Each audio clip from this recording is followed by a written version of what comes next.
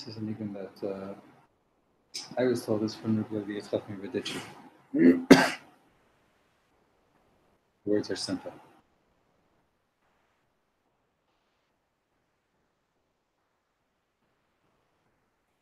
Ribbono shel olam,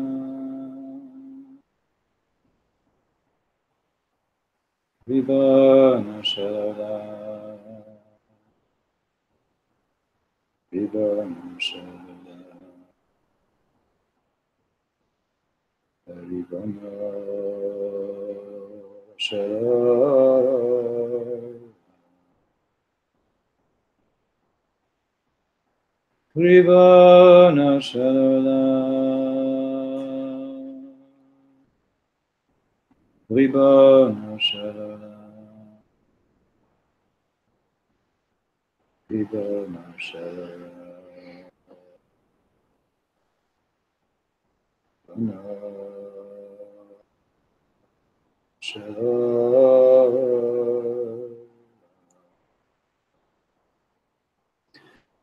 Ribbono shel olam, Ribbono shel olam, Ribbono shel olam,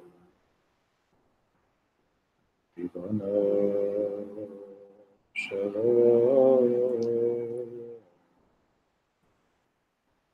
Ribbono shel olam, Ribbono shel olam, Ribbono shel olam,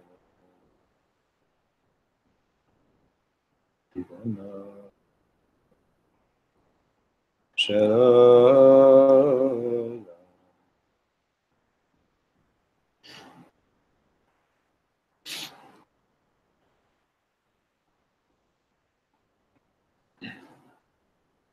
I think really you're supposed to sing that for like 45 minutes to just get it started. Is this the entire song? Huh? Is this the entire song? That's a song. There's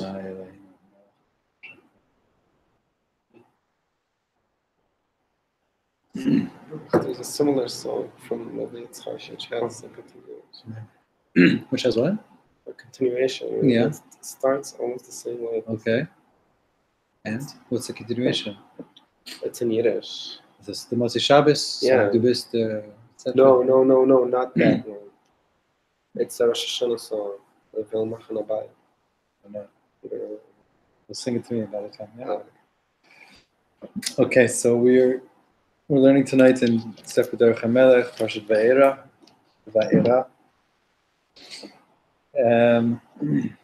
Daf Reish Pei Tet. I believe that's 1929. Yeah, because 1830, the sun was Hmm. sort of the girls for that. That's where that name is very popular. Okay. It's our first Saturday. I thought it was because of Benot Tzlafchad, but so he starts off quoting the pasuk Vayidaber Elokim and Moshe. I don't remember the exact words here. It's Gomer Vayomer Elav Ani Hashem.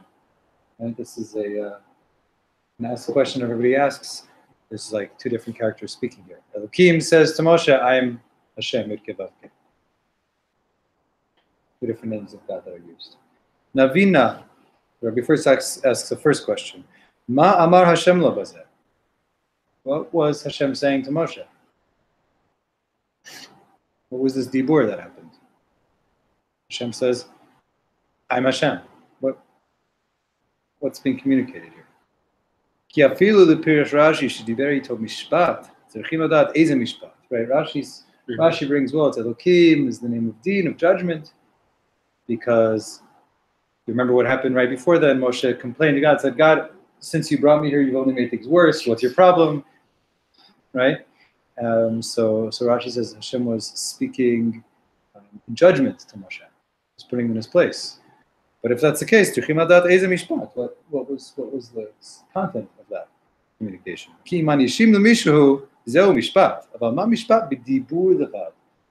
If you're punishing somebody, so the punishment is the sentence, is the mishpat. But what kind of mishpat is there in just speaking to someone? Just the act of speaking itself it sounds like Rashi's implying is mishpat, but so the Rebbe is asking what is that supposed to mean? V'chein kushi ad Rashi zal halo gam ha'avot diber Hashem b'shem Havaya, right? Okay, this question of Rashi. What do you mean, my name, God, Yudke Vavke, I never made known to the Avot? Right, that's the continuation of the Pasuk. And Rashi asks a simple question. We see throughout the Torah that God speaks to the Avot in the name of Yudke Vavke. These are two questions of the Pasuk. Omnam ita mina Rabbi HaKadosh me'apte bal ov Yisrael datzal.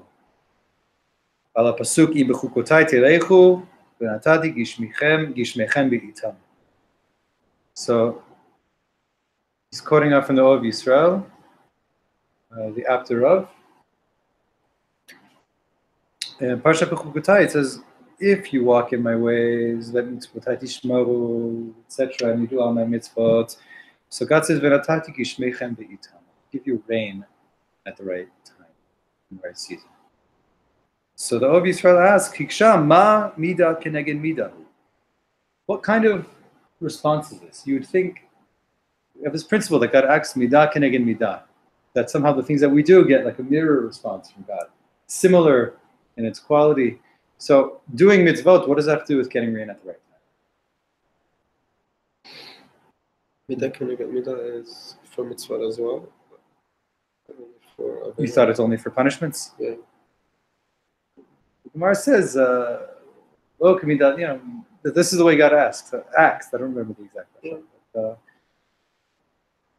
The Amar B'Kodsho, so the Apter Rav gives an answer. Shlif Amim ba'et ha'Torah v'tfilah shelo ein ha'adam yachol limod v'hitpalo karavi. There's times when you're learning or davening, and you cannot learn or daven properly. Like you're sitting there with the sefer open, you're sitting there davening, and it's just not going.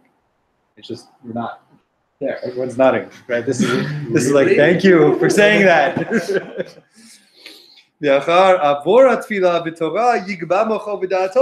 then there's sometimes when it's like later, hours later, you're not learning anymore. The davening happened, and then all of a sudden your mind perks up. You kind of get this.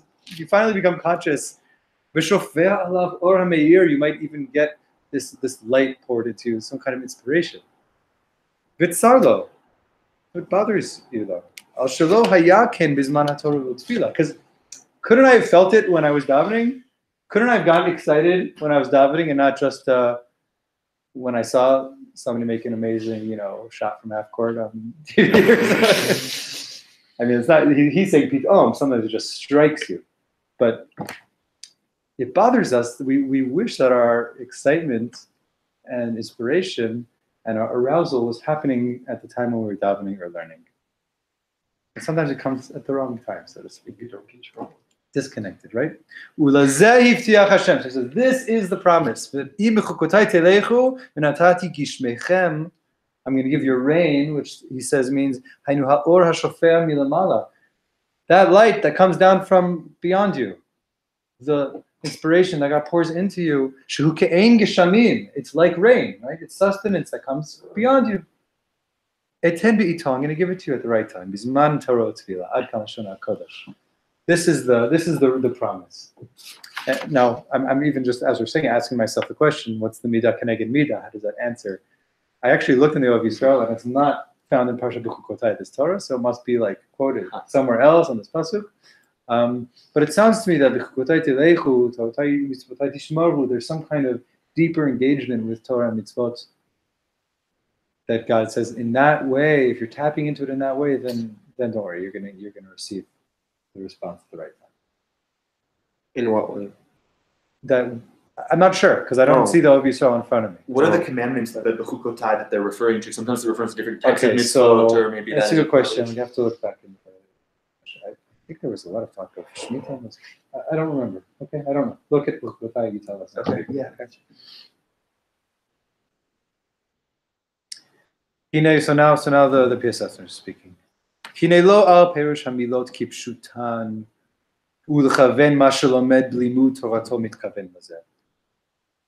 When the Ov Yisrael is saying that you don't receive that light in your learning or in your davening, he's not just speaking about having kavanah of perush hamilot kipshutan, focusing on what each word means that you're saying, or lechaven ma shelomed b'limud torato, or to really get just a clear sort of logical sense of what I'm learning, be able to reading comprehension, right? Shene'emar shenitzta'er al shelo kiven perush hamilot. When he says that you're upset afterwards that you couldn't have this kind of kavanah and you're learning your davening, we're not just talking about perush hamilot. We're not just talking about understanding the words.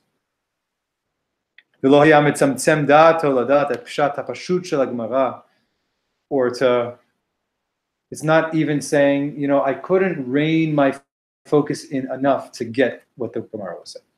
The pshat. That such that God then promises, don't worry, I'm going to give it to you. He says this, focusing your mind, getting to the point where you cannot follow the words, breaking your head over it even till you get it, that is within your control.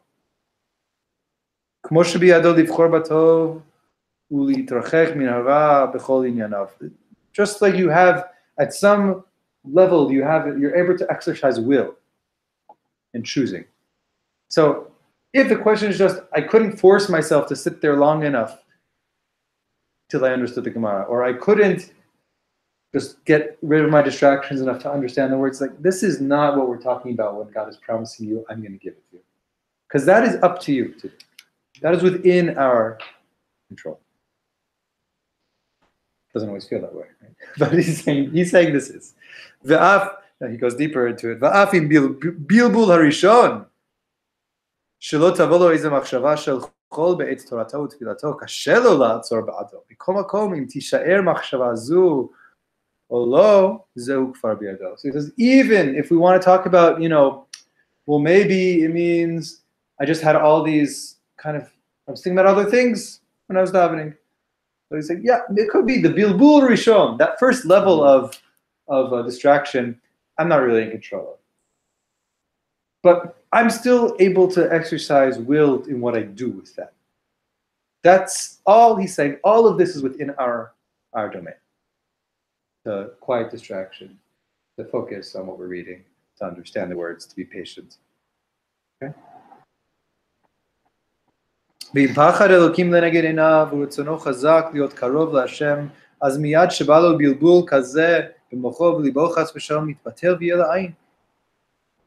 He's saying somebody who has awareness, fear of God לנגד עיניו, an awareness of the immediate awareness of HaKadosh Baruch Hu, and strong will to be close to God. So when you have these kinds of thoughts that come up, even though they're not really in our control if they're going to float into there or not, you can remove them, you can push them away.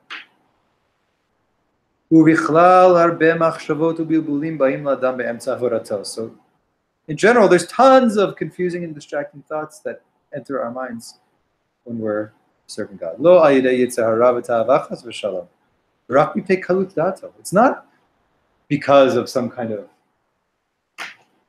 Yetzer Hara, some kind of deep desire for things that are ungodly or unholy. That's not even what he's talking about. Just kalut dato. Our minds are light. They're fluid. Mashal, think about someone who has a very, very strong will to earn money. A salesman.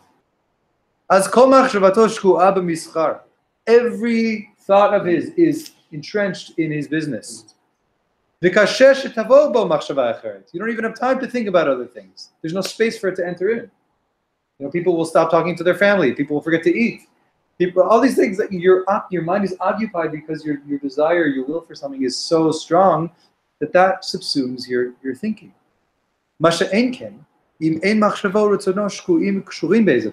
your mind and your will aren't attached to something specific, so your mind is light, it's fluid, all kinds of different thoughts float across there. Like a child, there's thousands of thoughts streaming through their mind every single day. One then leads to another one and gets caught in another one. לכן, לא על התרחקות מחשבות כאלה הבטיחה התורה ונתתי גשמיכם בעיתם, שיעזור השם לו שיתפלל, היינו שיכוון פירוש המילות, או יצמצם את דעתו להם בתורה כנ"ל, כי זה תלוי בבחירתו. All of this we've been talking about, this is not what the Torah is promising you, that God is going to come in and rein in your focus, keep you from distraction.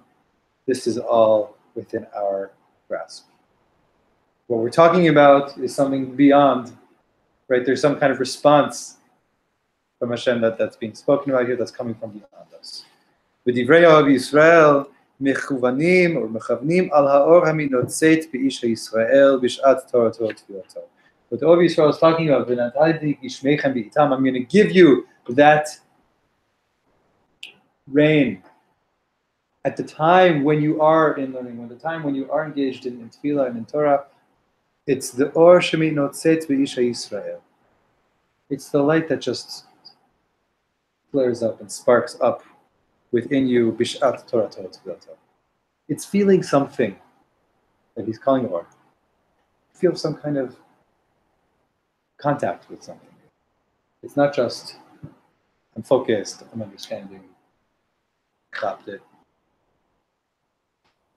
Shigam or ha'elyon ha'shora elav lo yachsar lo. The promise of v'natati gishmechem b'itam is that you're going to have light from above you.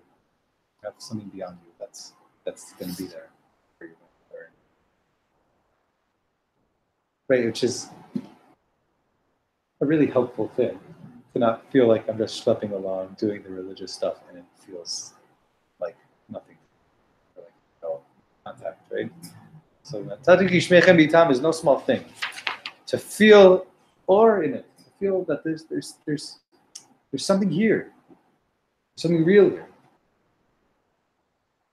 Ki gam b'Torah, af shenidme lo sherak haseichel, rak inyan haseichel hu. This is something we've seen the Rebbe say a couple of times already. Even though it seems to us that Torah is just an intellectual enterprise, learning Torah, or min hashamayim shora alav v'nichnas bo. What's happening in really connecting with Torah is that there's light min hashamayim that is resting upon you and entering into you. You're not just reading a book with your mind. It's not just an intellectual enterprise or exercise too. We can make it into that. But he's saying that's not what it is. That's not all it is. So it's something that's talui. We need some kind of support and help beyond us in order for the Torah to be something that enters in. Right? There's stuff like this all over Chazal, all over the Gemara. I mean, Bichlal, what's the Aramaic word for Torah?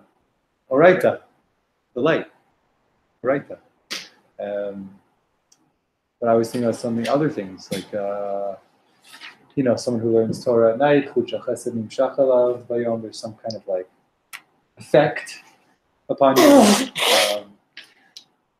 But more specifically, this one, I forgot the exact passage, because if only they would abandon me and keep my Torah. Why? Because the light that's in the Torah would bring you back. There's something, for anyone who's at a taste, like, what does it mean to taste? Something special, something holy, something true in the learning. It's not just about like, oh, it made a lot of sense.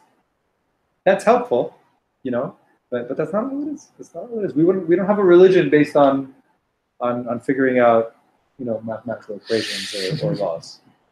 It's the passion for Torah, the love for Torah, the desire for Torah, all of that, which the Rebbe is going to be speaking of, it comes from sensing something deeper, something more important within it.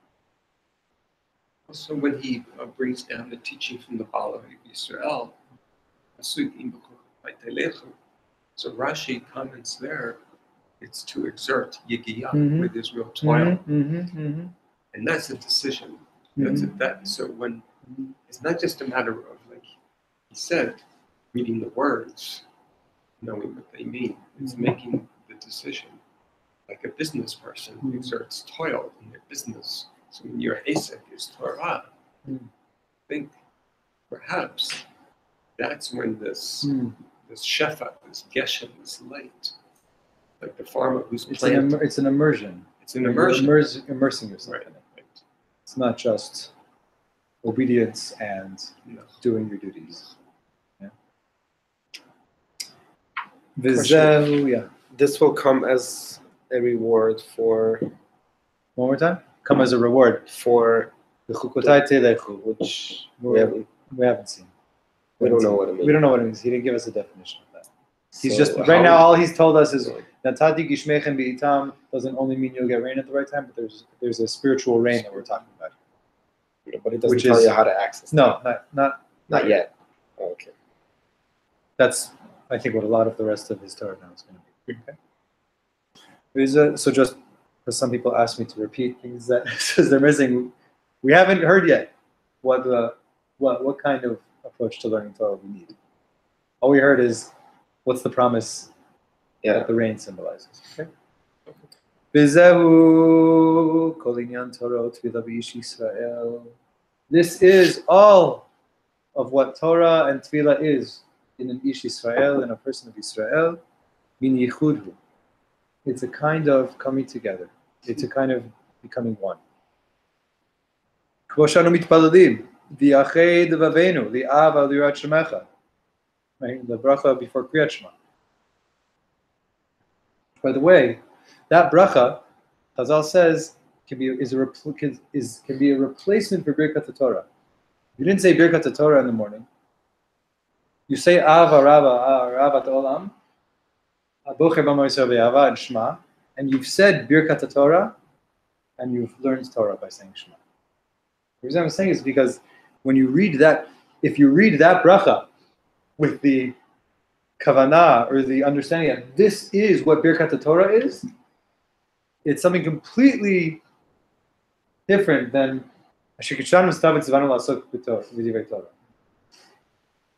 it's you've showed us your ratzon in the world. It's a bracha of ahava. You basically handed over love to us. And I could go on about this, but even the version we say in Mariv, right? The version we say in Mariv is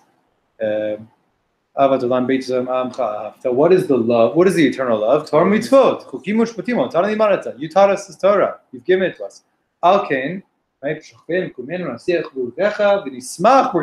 We're gonna be overjoyed from your Torah. Don't,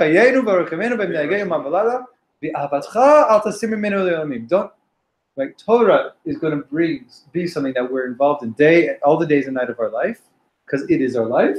Don't ever remove your love from us. Love in that bracha is just a replacement for Torah. It's just another word for Torah in those brachot.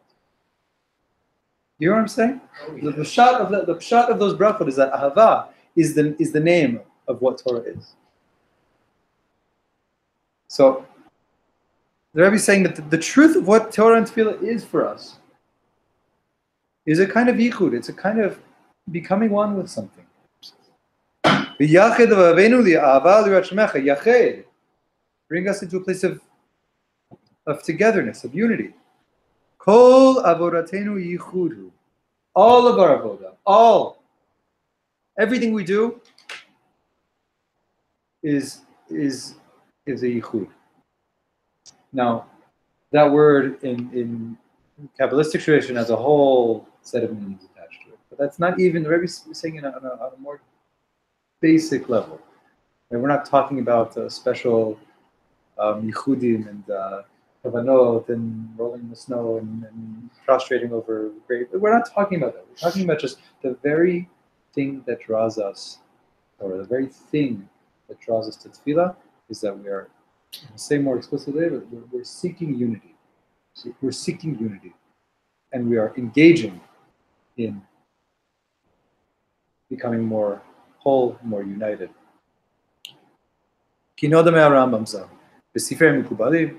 Rambam brings us, it's brought in the Sifrei Kabbalah, Sha'Hashem Yibrach hu hayodea uhu hayadua. Right? Rambam has the third one in there, and I think it's the Dea or the Dat. Yedea Yadua. The Hamada. Thank you. That Hashem is both the knower and that which is known. Asher hapshat hapashutu, the most simple way to explain this. Ki ha'ish kshodei is davar, or yesh az yesh yodea ha'ish v'yesh da'at shu ha'yadua. When I know something, or even just when I'm aware of something, there's me, and there's this thing that I come to know.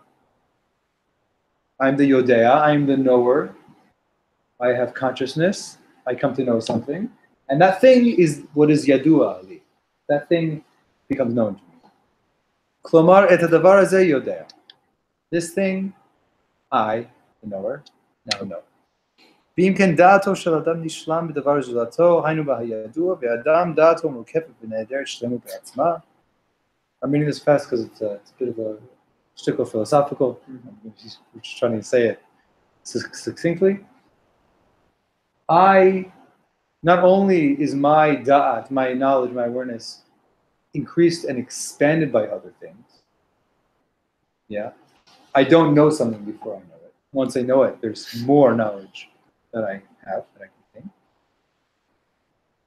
But also, my mind is more kevet v'ne'ederet shleimut be'atzma. My mind on its own doesn't know everything. It's lacking. It's incomplete. I become more and more complete by gaining more and more proper knowledge. It fills me up. It expands me. I don't have it all. This is why we say that God is also the knower and also the known. Because it's not like God doesn't know stuff and then learn stuff. Okay?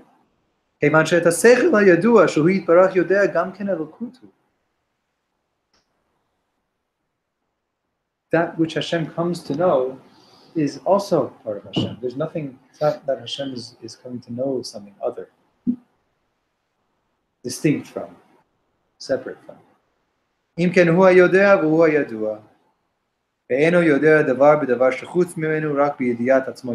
is almost word for word from the Gemara, from the Rambam, that the process of knowledge, when we talk about it, about God, is that God is knowing God's own self. And through knowledge of God's own self, God knows all. Look in the Torah. He says it beautifully. And in Tanya, quoting the Rambam, but basically the main thing to distill here is that we have a separation between ourselves and that which we know. Things outside of ourselves that we are completed by, that we fill ourselves by, that add to our da'at. That's distinct from when we talk about godly da'at. That's something that's all inclusive within one singular self. Okay?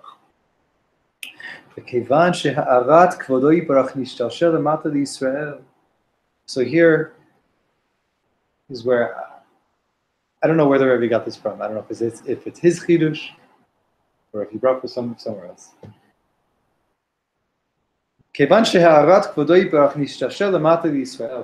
Because Hashem's honor goes through stage after stage after stage in creation to become embodied through Am Yisrael when in the world of creation. The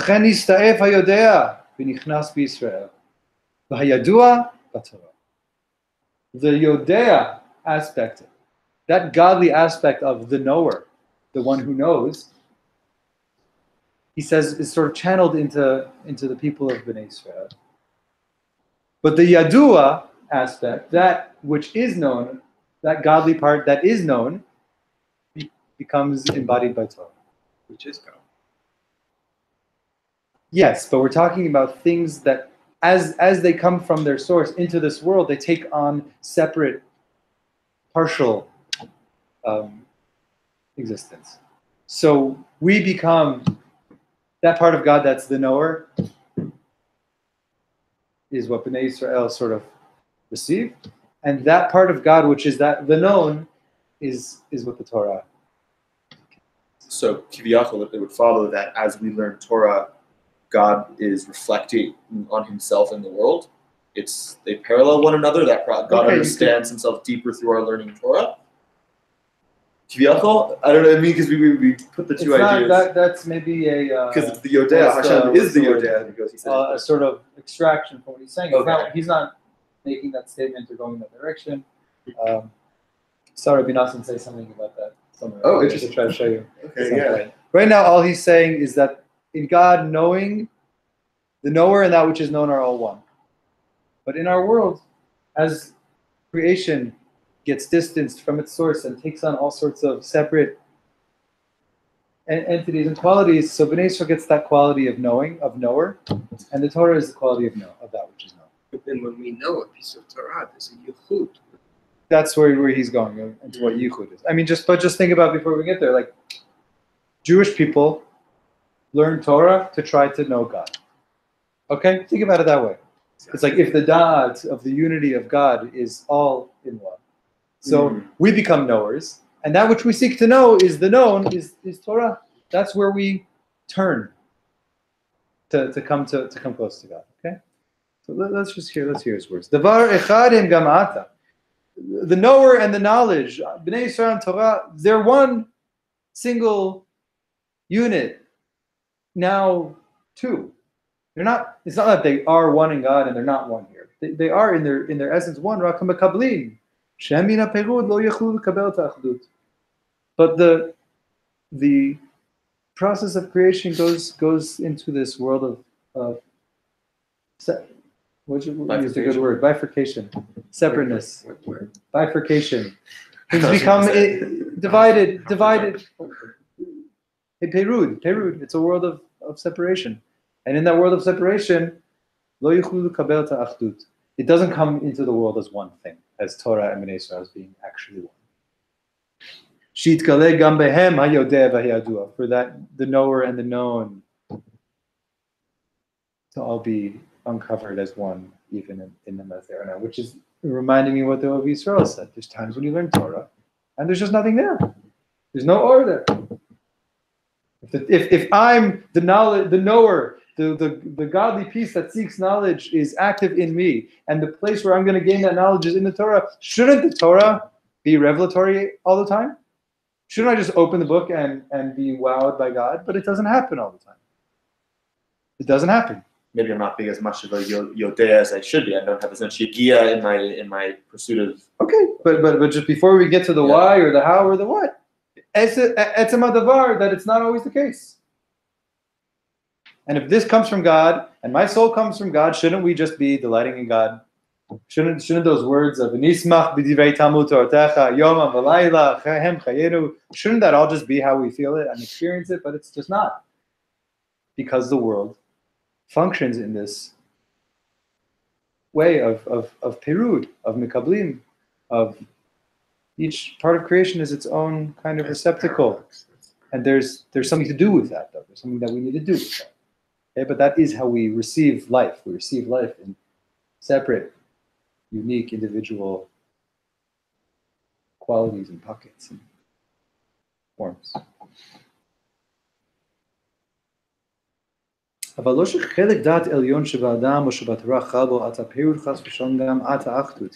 says the thing is, though, that in their core, our consciousness and the Torah, they're all just part of this singular achdut still. They both come from that God, Yodea, Yadua, Mada, unity, but how they appear in our world is separate. Mashal, mashal gufani, af she'eno domeh lo legamrei. I love this mashal. Mashal adam echad shera'a merachok esh. Imagine one person saw a fire from far away. U'mesaper lechavero shera'a davar hameir. Says there's something shining out there in this. V'hasheni shehu iver rachmana litzlan. But his friend who's blind, mishmesh bo, he touched it. He says, you wouldn't believe it. I got burned today by something. They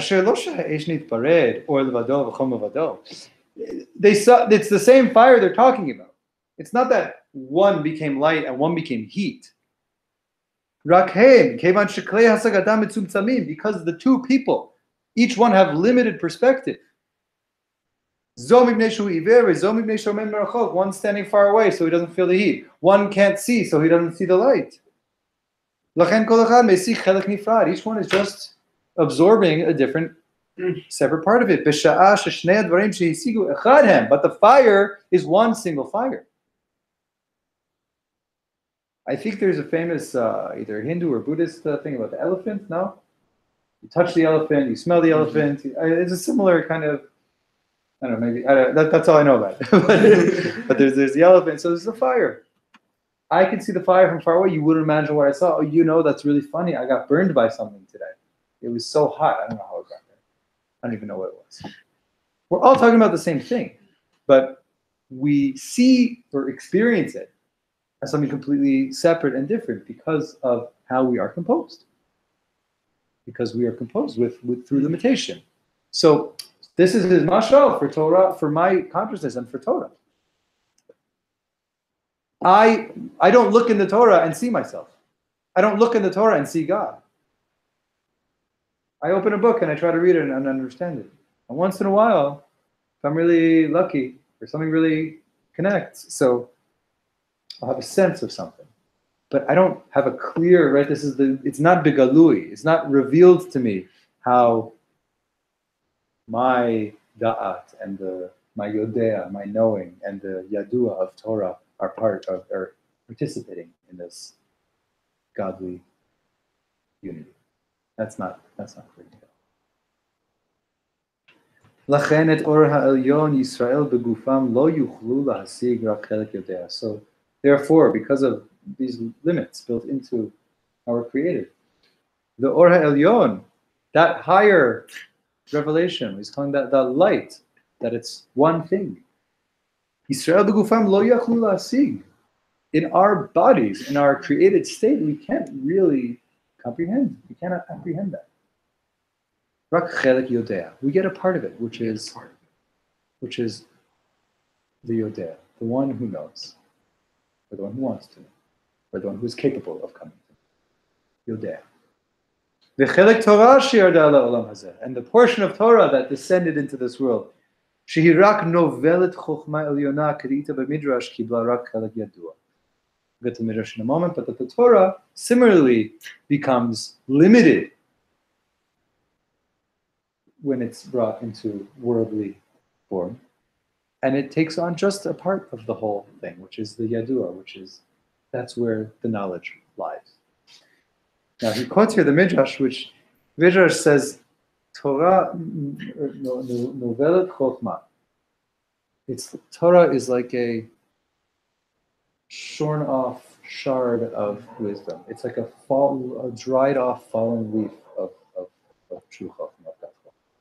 The Torah is this drifted dry leaf. Novelet chokhmah, which is just an expression of, we know the Torah comes from the source, but even the Torah itself is such infinitely limited form compared to where it comes from.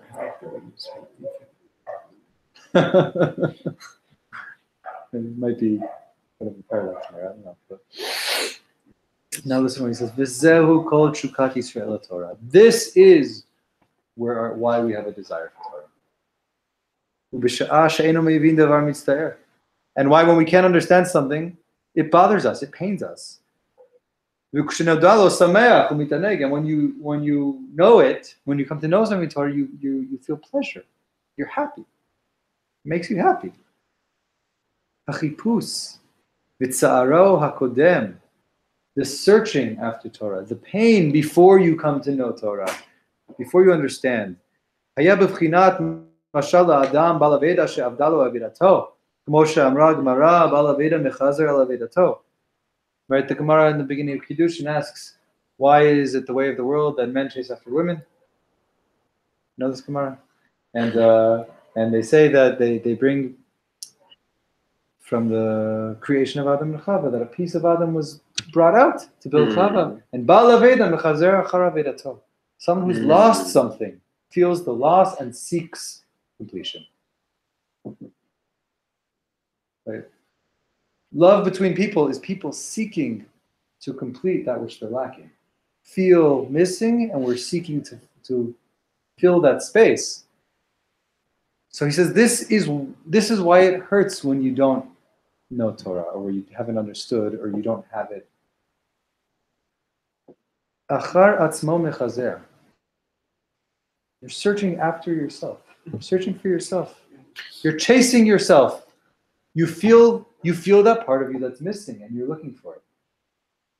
Ukeshiyodea. And when you come to know it, you connect with it. Mit'aneg min hayichud shenasa. You're filled with a deeply satisfying pleasure of a yichud shenasa. You've reunified. You've come back together with that missing part. Hu atzmo nityached. The person themselves becomes more whole, more one. Etzem me'atzmo basar mibsharo. Right, what Adam said when he first saw Chava, this is a bone of my bone, a piece of my own flesh. That's what the feeling is when we really touch Torah, when we really get it. What's called lada'at, right? Da'at is about becoming one. Adam yadat chava yishto. Da'at is about unifying, coming back together after being separated. That is why we seek Torah. That's why it hurts us when we don't have it. Why we care so much about it, and why we feel such deep joy when we get it. It's a yichud, because that missing part finds its home. We find our home. We find the piece of ourselves that is missing, that we felt missing.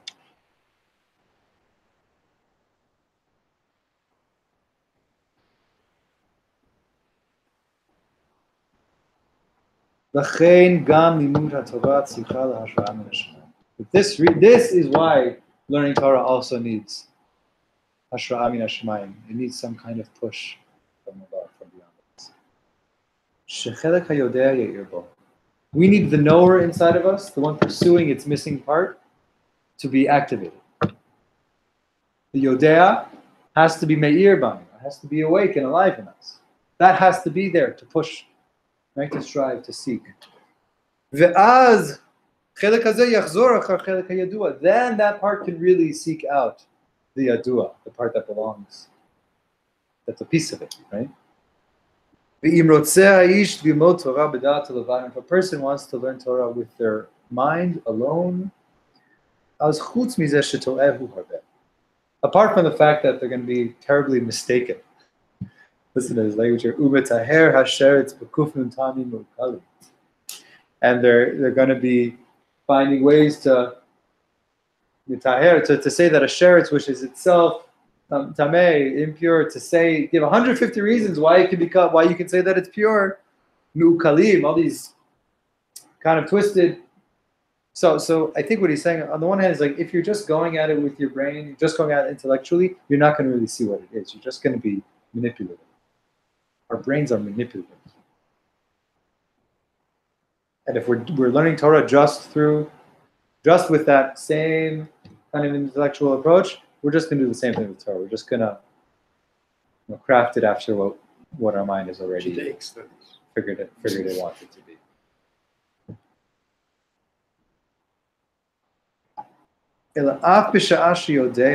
But so he says, beyond the fact that this is what it's going to be like, even when it comes to happen that we really gain da'at with Torah, it's going to be happenstance. It's going to be, we accidentally bump into each other. Lo yedi'ah v'lo ta'am ta'am. It won't be real yedi'ah, and you won't have any real flavor. He's using the languages here of da'at and mikra, and mikreh, which are words that have to do with intimacy or lack of intimacy. Was this a happenstance meeting? Did you just bump into your partner in the street and not know who each other are? Or did you get married and build a relationship? Right? That's the mashal he's giving. What it is to learn Torah just bida'ato levad, if I'm only using my mind and there's no connection to something beyond me, how I approach Torah, I'm be twisting it as much as I want, and even anything I actually touch in it, it's going to be just like we bumped into each other and bumped up. There won't be any true absorption. That yichud he was talking about. And it's the low tam. Lo tam ta'am. You don't have any taste of butter. Hit it on. Hit it on. Yeah.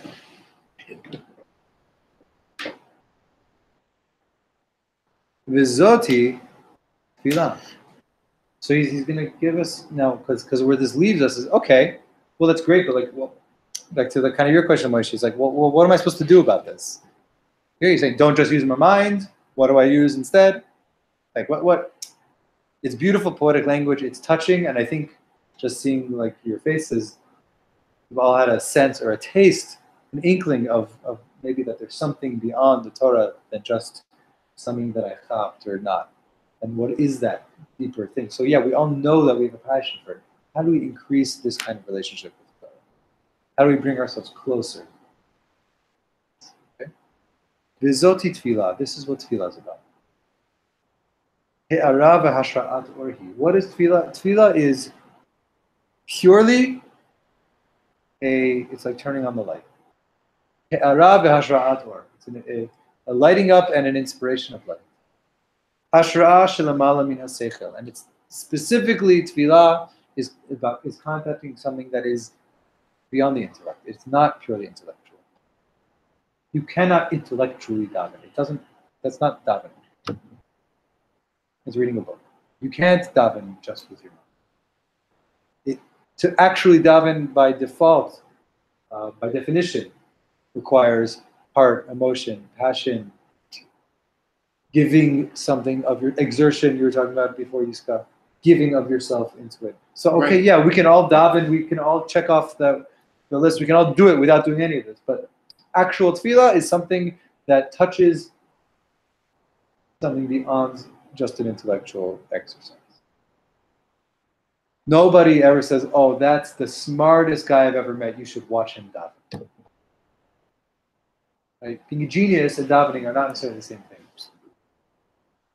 I'll just tell you, just because those words is one of my chabrutot and teachers, Rabbi Hoffman, Colorado. He's a student of Reb Shlomo Carlebach. Shlomo told him that before the war in Europe, he used to daven in a minyan of people who were called geniuses of tefillah. Geonei tefillah. He said these people used to say goodbye to each other before they said tachanun, in case they don't come back.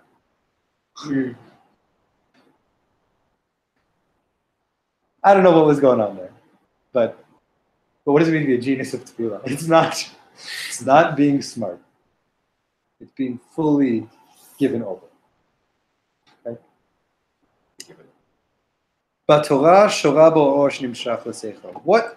What is it that you gain through Torah? What is it that enters into us through Torah? It's an or shenimshach l'seichel. Our mind can become illuminated by Torah. It does involve our mind. Our mind is one of the main tools we use in our Torah. And that's where we can receive a ha'ara, a illumination, something enlightening. Right? You become a yodea through Torah. It's still a knowledge-based thing. The pleasure of Torah is when you come to know something. But what is it when you're davening? What is it that can happen through davening? Mitlahev umitpa'el ve'eno davar she'yavim b'sicho. If for tefillah to really work, for Torah to really work, you become enlightened. Your mind is awakened to something. But for tefillah to really work, mitlahev umitpa'el, you get just turned on and mitlahev, a fire sparked in you. Ve'ein lo davar she'yavim b'sicho. You've got nothing intellectual that you understood there. Something was you just became activated. But based on what we explained above, these two experiences, right, that da'at kind of experience, that seichel, knowledge kind of experience that can happen through Torah, and that turned on kind of experience that can happen through tefillah, are actually two faces of the same thing. Rak shebetfilah, באה ההערה לעצם נפשו, כל עוד לא חל בה הפירוד ולא נפרד היודע מן היודע. When it happens in davening, that, right, the keshem, the rain, again, the or, the thing that you're contacting, it comes le'etzem nafsho, it touches a core part of your being that has not yet been separated out into a knower and what that which is known. It's an undifferentiated dose of light. It's you contact something just without it being separated into parts. I'm thinking of what Chazal says about Yaakov, v'yifga b'makom, right? Yaakov, he banged into the place, which Chazal says meant that he davened. Right? What was Yaakov's whole thing there? He wakes up and says, I had no idea this is where God is. On some level, like to understand what his tefillah there was, seems to have this kind of contact with something like it just knocked him off his feet. He was walking and it was like all of a sudden, like Rashi says, the earth stood up and smacked his head again. Not something that he like sat there learning a Tosfos till he goes, oh my God, this is what Tosfos meant. And that's not what was happening. He came to a realization that he just never encountered anything like this. It was an encounter. It was an encounter, a direct encounter. The aura of tefillah is something that just reaches and just smacks us le'etzem nafsho, in the core of our soul, in the core of our being. It's not this differentiated, partial droplet of here's where you have knowledge, here's the thing you have to come. It's not an intellectual exercise. And it's also because in tefillah, it doesn't get fully absorbed into our bodily parts, the klei haguf, the faculties of our body. Tefillah doesn't, you don't use one part of yourself in tefillah. This is like one way to say. It's not like, it's not that I'm a person who does this, but I imagine people who really take exercise seriously, You have to work every muscle particularly. You can lift one weight like this, like a dead weight the whole time, but only this muscle is going to get, or these muscles, only the muscles that are being used are going to get strengthened by it. So that's a little bit like Torah. We're using certain parts of ourselves, certain faculties to learn Torah, to get to the depth of Torah, to come to da'at of Torah. And it's a heavy use of our minds. Not only in Masecha, but it's a heavy use of mind. It's channeled through the mind. In tefillah, we're not using one part of ourselves. We are absorbed in tefillah. And when tefillah, when we get activated in tefillah, then our whole self gets activated. Even knowledge, sure. But it's not localized. It's not a local yeah, it's something that's, and he's saying it's something that is actually also, and it's part of the reason is because it's something that's a little bit beyond the faculties. It's something that's just we surrender to it. Surrender to tefillah. Rather than master it, which we do, we try to perfect. Right. The Rebbe has another piece that we actually learned together from, that maybe we'll see here, where he says, when you're learning, there's a lot more of me in it. There's ech learning, ech klar, right? That was his lashon, and it's me who's learning. I can get it. I'm working to understand. Tefillah, the whole thing, the whole essence of tefillah is it's not focused on me. Our focus is on you.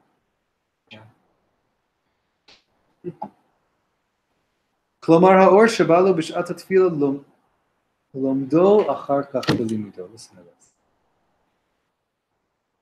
The light that comes to you when you daven, you go and learn afterwards in the learning. How do you get to that place where you are Yodea seeking your Yadua in Torah? How do you get to the place where there's a part of you in Torah that you're yearning to come to know? It's because you absorbed it when you davened, but you didn't know it. The light that you absorb in tefillah becomes that light that's embedded in the Torah that you are seeking to come to. It washed over me. I felt something beyond me when I davened, and now I want to go and know it.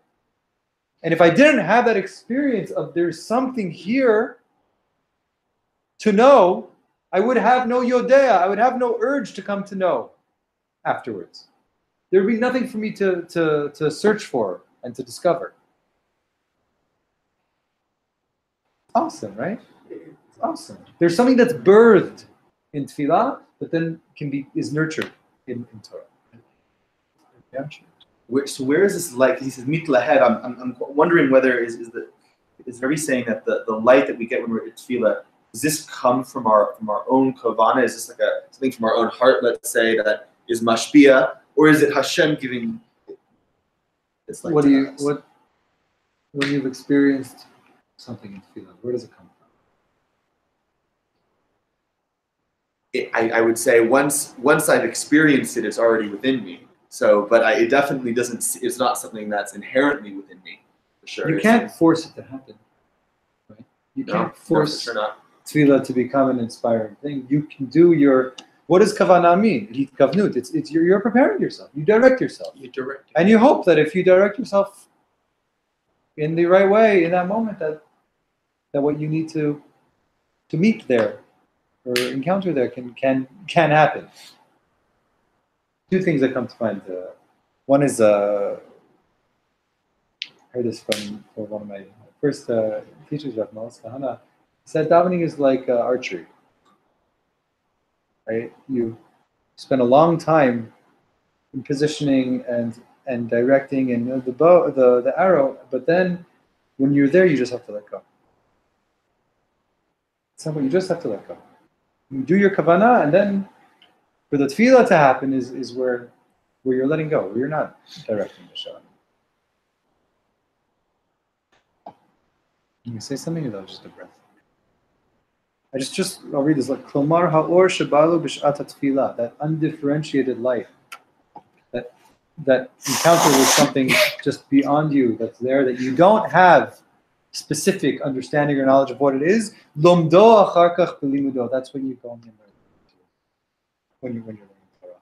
B'tefillah, balo or shelo nitchalek bo hayodea min hayadua. What we contact in tefillah doesn't have knowledge and knower as separate things. Or v'nitzotz, hu hayodea, hu hayadua.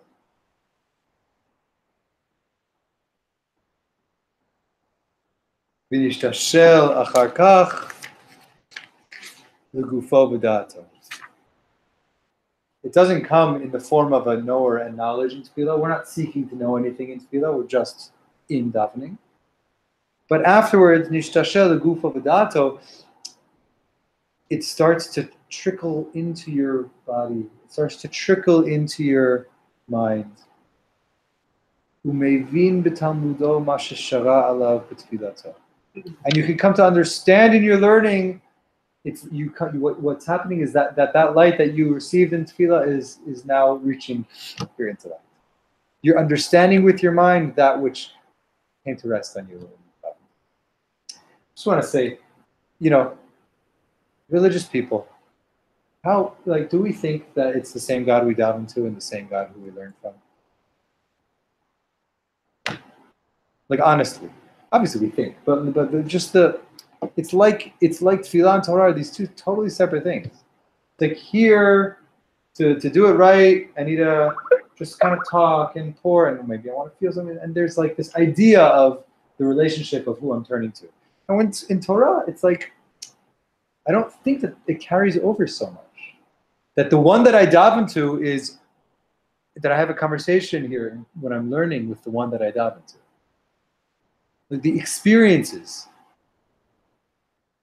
our orientation become very different, right? And here he's talking about, he's like, it's like you drank a huge gallon of water there, and now you're getting it in micro drops. You took in all of this stuff that it was beyond something and then when you learn, you get it in its tzimtzum, in its more limited form, which becomes something that you can start to understand. It's a self-perpetuating process in a way, perhaps, because once we sort of learn that limit to all the light that we've been given from the tefillah, we've we're still learning, but now it's just in tam bazeh. And now I have this yegiyah that causes me to want to daven, this yegiyah that causes me to want to go closer to Hashem, and I daven more, and then it's... Rabbi Nachman, first of all, this thing of Torah and Tefillah, when I'm reading this here, I hear like a lot of Rabbi Nachman, like Torah and Tefillah, and the relationship between them is something he speaks about at length. But very simply, he said, the Misnagdim say, learn, Torah, learn. The Chassidim say, tefillah, daven. He said, I say, Torah, tefillah, learn and daven. We need to build that integrated whole between something totally beyond us and the coming to know it.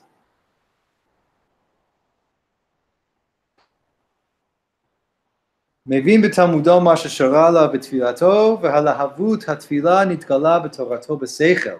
That arousal, that excitement that you experience in tefillah, when you're learning then, that same thing is what can become revealed to you intellectually, in your mind. You come to know it. Because you're feeling more ba'achdut with Hashem. But it's more than that. It's because you encountered that piece of you that now wants to see completion. Right? The hitlahavut of tefillah, that feeling that can just be explosive and all-encompassing in tefillah is then, I want to seek something now. I know what I'm missing now. And before I have that, I don't know that I'm missing anything. And I don't open up Torah looking for to recover. And that comes from feeling closer. Yes.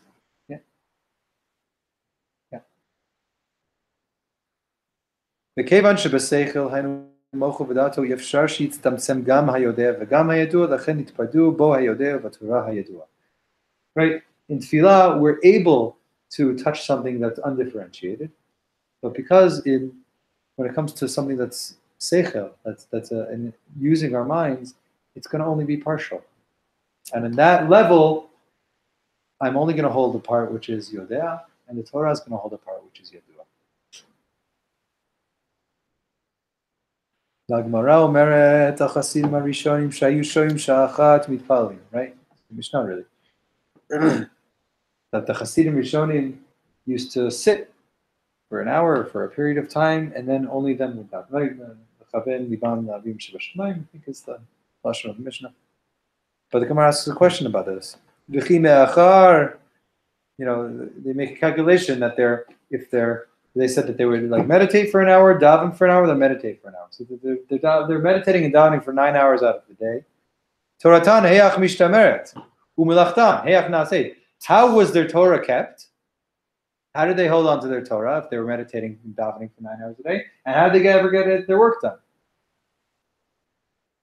Also, he says, Lama lo amru gamal toratan heyach naaseh. Why did they say, how was the Torah kept? How was their work performed? Why didn't they ask, when do they have time to learn Torah? They only say shmirah. Ki shmirah hi al davar sheyesh kvar. Shmirah, protecting, guarding is something that is only, we talk about something you already have. V'im lo lamdu, kashya ha'eich naset, k'mo sheshalu al melachtam ha'eich naset. And so if they didn't learn, they would be asking ha'eich naset. The Gemara would be asking, when did they have time to learn? But that's not what the Gemara asks. The Gemara asks, how did they hold on to it? Aval kanal. Explain it based on what he said before. If they were really devoting 9 hours a day to avodat tefillah, then the Torah was there in their hearts. The question then becomes, how does that Torah that they absorb in their tefillah, 9 hours a day of davening, you absorb all that Torah in your heart. The question doesn't become where are you going to learn. The question becomes when are you going to have time for that Torah to spread out into your lives, to become a known entity in the more limited way. Do you hear the chiddush here? If they daven 9 hours a day, they were receiving all the Torah in the world. Because that's what happens. That's the beautiful thing here. The hitlahavut of tefillah, touching an inspiring place of tefillah, davening with passion, getting turned on and really being in it, is not, from what he's saying, it's not like a spiritual luxury. You actually will not really come to know Torah without that kind of experience. I'll ask in a very simple way. How religious can you be if you never feel anything? How deeply can it really be something that you hold on to and care about? 45 years. That's the brilliance, that's the chidush of his Torah. So what's even more than that as a chidush is that he's saying the thing that you can feel in tefillah has all of Torah in it. It's not like I said before, it's not that the God that you dive into and the God that you learn from are two different things. And it's not like, oh, this is like the real place to do Avodat Hashem, and that's something that you're doing for yourself or because it's fun. Okay, maybe, got to work on being honest with what we do, whatever we're doing. But remember what we saw a few weeks ago, that he says that it's a necessity to have moments when you're just beyond yourself and you don't understand what's going on. We have to have contact with something that's not just in the purview of our minds. We can't allow ourselves to remain limited by our limitations. We need to get what we touch in tefillah is a connection of ourselves that's beyond this divided experience we have in our life. And when we touch something that feels like, oh, here's an experience of being whole, so then I can learn, I can look at the Torah and say, there's wholeness for me in here. Somehow I can come to know myself in a more whole way. That the Torah holds in it piece of me that is that I'm now like, it's like it's like a giant magnet. It's broken into different pieces now that are going to be attracted to each other. But I'm not going to have the draw. I'm not going to have the passion. And I'm not going to find the peace that belongs to me in Torah if I don't touch something. That is awesome. That is an awesome thing to teach. That our spiritual lives are part of one whole system. And they're affecting each other. And the God of Tefillah and the God of Torah are one thing. And the me in Tefillah and the me who learns are one thing. And what he's doing for us is he's breaking down, saying, this is the part of you that you get to experience and access when you daven. It's something that's all-inclusive. That's the gift that Tefillah holds. And then it gives you an extra gift, which is when you come out of Tefillah, you now can take that desire to know that part of yourself and channel it through Torah, and that's where you can find more of that missing piece. And it's like you get a whole big piece of it in davening, and then you get the digestible bite-sized pieces that has da'at to it, that has articulation, that has word, that has form.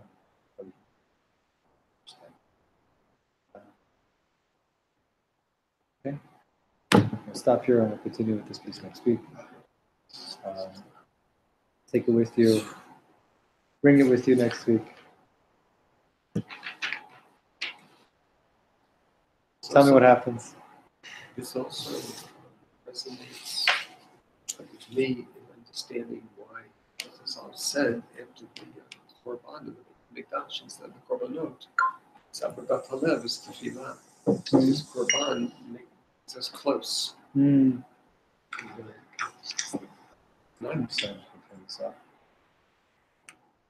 Not sacrifice.